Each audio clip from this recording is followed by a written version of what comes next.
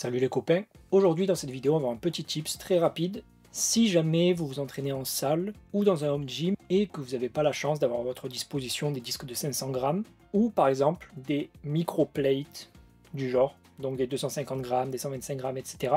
pour pouvoir micro-loader vos barres.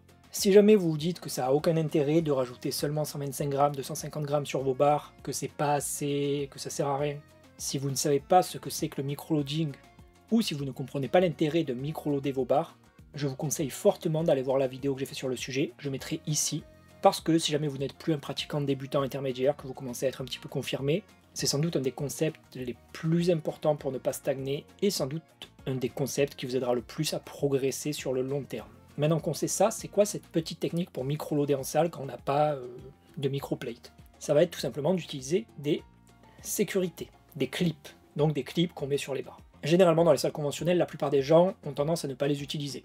Ils font du bench sans sécurité, ils font du squat sans sécurité, donc c'est pas très dur d'en trouver qui traînent, et généralement, même si vous en utilisez plusieurs, les gens vont pas trop râler.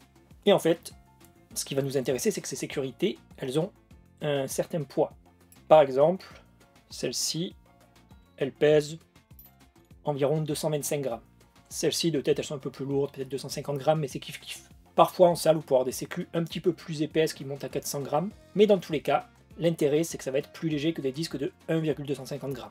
Et donc ça va nous permettre, en les rajoutant sur nos barres, de rajouter un tout petit peu de poids pour micro-loader. Donc là par exemple, sur cette barre où j'ai 122 kg, si en plus de celle qu'il y a déjà là, je rajoute celle-ci par-dessus, et que je fais la même de l'autre côté de la barre, ça me fait maintenant un lift avec 400 grammes de plus. Et donc ça me fait du micro-loading. Évidemment, vous pouvez les combiner. Donc encore rajouter celle-ci par-dessus, et là on rajoutera 500 grammes en tout. Donc c'est une petite technique toute bête, mais très efficace quand on commence à bloquer sur un mouvement, et que c'est plus possible de faire des sauts de 2,5 kg, de 1,250 kg, etc. Ou les jours où on n'est pas en forme, et où on a besoin de micro-loader pour faire des PR. Par contre, si jamais vous mettez tout le temps une paire de sécu sur vos barres, donc par sécurité pour pas que vos disques bougent, comme vous devriez le faire, ne les comptez pas, vu que vous les mettez tout le temps.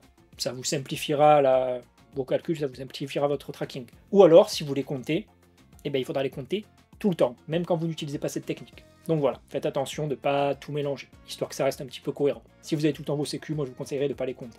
Et si vous rajoutez des sécu en plus, donc que vous les doublez, là vous rajoutez le poids des sécu, et ça vous permet de faire un petit micro-loading. Voilà, c'est tout pour ce petit tips tout bête, très simple, mais très utile quand on n'a pas assez de matos à disposition.